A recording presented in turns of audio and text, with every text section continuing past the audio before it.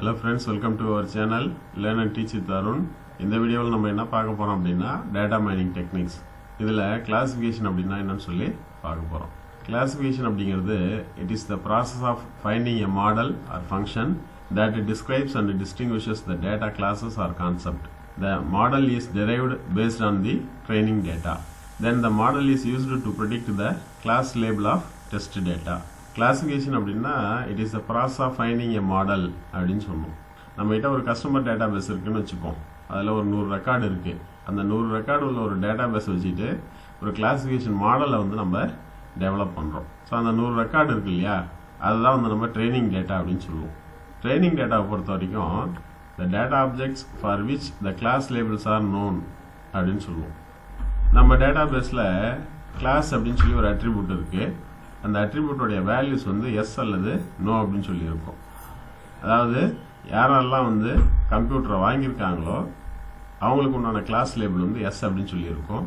யாரெல்லாம் கம்ப்யூட்டர் வாங்கலையோ அவங்களுக்கு உண்டான கிளாஸ் லேபிள் வந்து நோ அப்படின்னு சொல்லி இருக்கும். இந்த 100 ரெக்கார்டு தான் வந்து நம்ம ட்ரைனிங் டேட்டான்னு சொல்லுவோம்.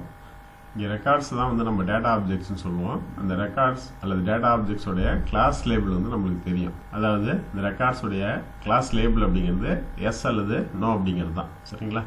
ஒன்ஸ் வந்து நம்ம ஒரு மாடலை டெவலப் பண்ணிட்டோம் அப்படின்னா அந்த மாடலை வச்சுக்கிட்டு கிளாஸ் லேபிள்ஸ் தெரியாமல் இருக்கக்கூடிய ரெக்கார்ட்ஸை வந்து நம்ம அந்த மாடலுக்கு இன்புட்டாக கொடுத்து அதோடைய கிளாஸ் லேபிள்ஸ் வந்து நம்ம ப்ரெடிக்ட் பண்ணுவோம்.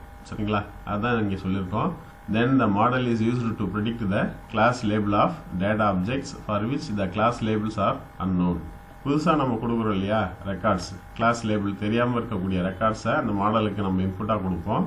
அந்த இன்புட்டை தான் வந்து நம்ம டெஸ்ட் டேட்டா அப்படின்னு சொல்லி சொல்லுவோம். ஸோ இதுதான் வந்து கிளாசிஃபிகேஷன் அப்படின்னு சொல்லி சொல்லுவோம். Classification predicts the categorical labels.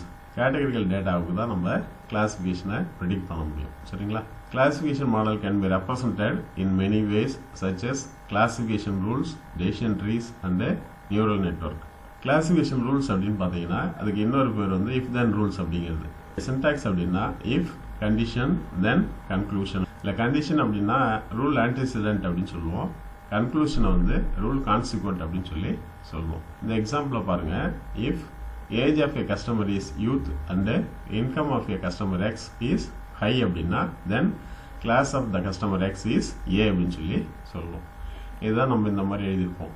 age of X, youth and income of X, high then class of X is A அப்படின்னு சொல்லி எழுதியிருப்போம். சரிங்களா? அடுத்த ரூல் எடுத்துக்கிட்டிங்கன்னா age of the customer is youth and income of the customer is low அப்படின்னா then class label of the customer is B அப்படின்னு சொல்லி சொல்லுவோம். age of the customer is middle aged அப்படின்னா class label வந்து C அப்படின்னு சொல்லியிருக்கோம். Age of the customer is senior அப்படின்னா class label C அப்படின்னு சொல்லி சொல்லியிருக்கோம். ஸோ இதுதான் வந்து இஃப் தென் ரூல்ஸ் அப்படின்னு சொல்லி சொல்லுவோம். அடுத்தது டெசிஷன் ட்ரீஸ். டெசிஷன் ட்ரீ அப்படிங்கிறது it is a flow chart like tree structure where each node denotes a test on an attribute value. Each branch represents an outcome of the test and the leaves represents the class distributions. இது வந்து பார்த்தீங்கன்னா ஒரு decision tree அப்படின்னு சொல்லி சொல்லுவோம். இதில் 2 attribute இருக்குது. Age அப்படிங்கிறது ஒரு அட்ரிபியூட்டு, இன்கம் அப்படிங்கிறது ஒரு அட்ரிபியூட். ஏஜோட வேல்யூ வந்து பார்த்தீங்கன்னா யூத்து, மிடில் ஏஜ்டு, சீனியர் அப்படின்னு சொல்லி இருக்கும். ஏஜுடைய அவுட்கம் அப்படின்னு சொல்லி பார்த்தீங்கன்னா யூத்து, மிடில் ஏஜ்டு, சீனியர் அப்படின்னு சொல்லி இருக்கும். அதே போல் இன்கம் அட்ரிபியூட்டோடைய வேல்யூ அப்படின்னு சொல்லி பார்த்தீங்கன்னா ஹை ஆர் லோ அப்படின்னு சொல்லி இருக்கும். அதனால் இங்கே வந்து 2 பிரான்ச் இருக்குது நம்மளுக்கு. இங்கே class A, class B, class C மூணுமே வந்து கிளாஸ் டிஸ்ட்ரிபியூஷன் அப்படின்னு சொல்லி சொல்லுவோம். If age of a customer is youth, income of a customer is high அப்படின்னா தென் கிளாஸ் ஏ அப்படின்னு அர்த்தம். சரிங்களா? அதே போல் if age of a customer is youth and income is low அப்படின்னா தென் கிளாஸ் பி அப்படின்னு அர்த்தம். சரிங்களா? அதே போல் இங்கே if age of a customer is middle aged அப்படின்னா கிளாஸ் சி அப்படின்னு அர்த்தம். சரிங்களா? ஸோ இதுதான் வந்து ஒரு சிம்பிள் டெசிஷன் ட்ரீ. ஓகேங்களா?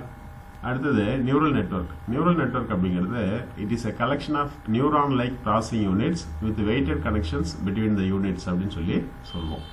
இந்த எக்ஸாம்பிள் பொறுத்த வரைக்கும் ஏஜ் அப்படிங்கிறது, இன்கம் அப்படிங்கிறது அட்ரிபியூட்ஸ். ஓகேங்களா? இந்த 2 அட்ரிபியூட்ஸ் வச்சுட்டு நம்ம ஒவ்வொரு ப்ராசஸிங் யூனிட்டாக ப்ராசஸ் பண்ணி இந்த மாதிரி கிளாசிஃபிகேஷன் ரிசல்ட் வந்து நமக்கு கிடைச்சிருக்கும். இதில் class A, class B, class C அப்படிங்கிறது கிளாஸ் டிஸ்ட்ரிபியூஷன். ஓகேங்களா?